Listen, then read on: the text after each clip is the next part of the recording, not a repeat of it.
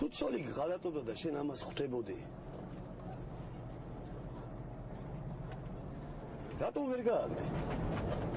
შენს ადგილას დაუბრიდავდი ბოზიშვილი ვიყო რა. ან თავს დავიბრიდავდი ვაფშე. მეგონა მე ჩვენება მეთქი. არ მჯეროდა.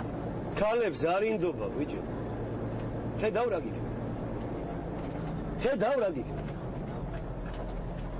ეხლა რა გამოდის რომ შენი შვილის დედა ბოზია?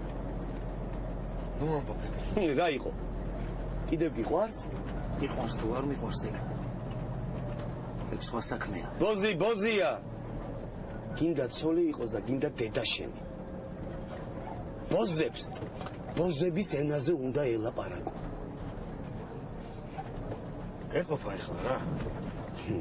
რა მართლაც არ ვამბობ? შენ აქ მთებში წელებზე ფეხს იდგა. ის კიდევ იქ ვიღაცას აძლევს. ბოზია, აბა რა შემიყლია? აბა დაფიქრდი. ახლა ამ წუთას მე და შენ მანქანაში ვზივართ და მივდივართ სიცივეში, ტალახში, უბედურებაში და ყველანაირ უაზრობაში. და კაცმა არ იცის რატომ მივდივართ საერთოდ და სად მივდივართ?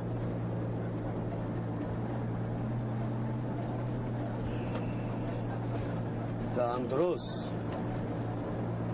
ის იქ ადამიანი რომელიც შენ ყველაზე ძალიან გიყვარს, ყველაზე მეტად გინდა